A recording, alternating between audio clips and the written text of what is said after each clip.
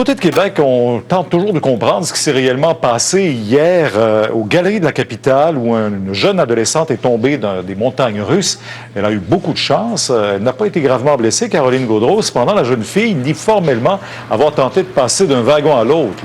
Oui, ça, c'est un peu surprenant parce que l'hypothèse retenue par les policiers au départ, c'est qu'on croyait que la jeune fille s'est déplacée alors que le wagon était en marche. Elle voulait parler à une amie qui était juste derrière elle, mais on l'a rencontrée finalement cet après-midi. Hier, les policiers n'avaient pas pu le faire vu l'état de santé précaire de la jeune fille qui a subi une commotion cérébrale sévère. Alors, on l'a rencontrée cet après-midi et elle nie totalement s'être déplacée. Elles sont restées toutes les deux bien assises dans le wagon. Donc, ça change évidemment les choses.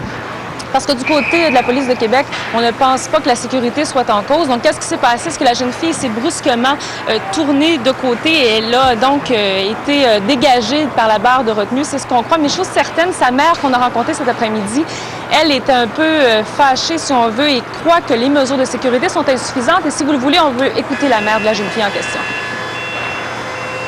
Elle aurait pu le faire. C'est ça je sais pas.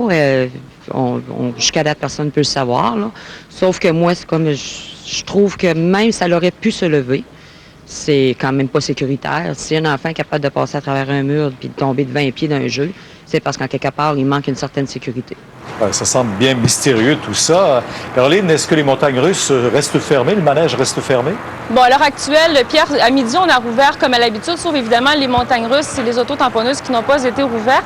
Ça reste comme ça pour quelques jours, évidemment, le temps qu'on sache un petit peu plus du côté de l'enquête de la Régie du bâtiment, également de la police de Québec. Parce que de ce côté-là, évidemment, on n'a pas remis jamais en cause la sécurité jusqu'ici. On croit que la barre de retenue a très bien fonctionné. Alors, qu'est-ce qui s'est réellement passé? Qu'est-ce qu'on devra faire comme changement si il y a lieu? Eh bien, c'est ce qu'on verra au cours des prochains jours. On va suivre ça, évidemment. L'enquête, bien sûr. Merci. Au revoir, Pierre. Au retour,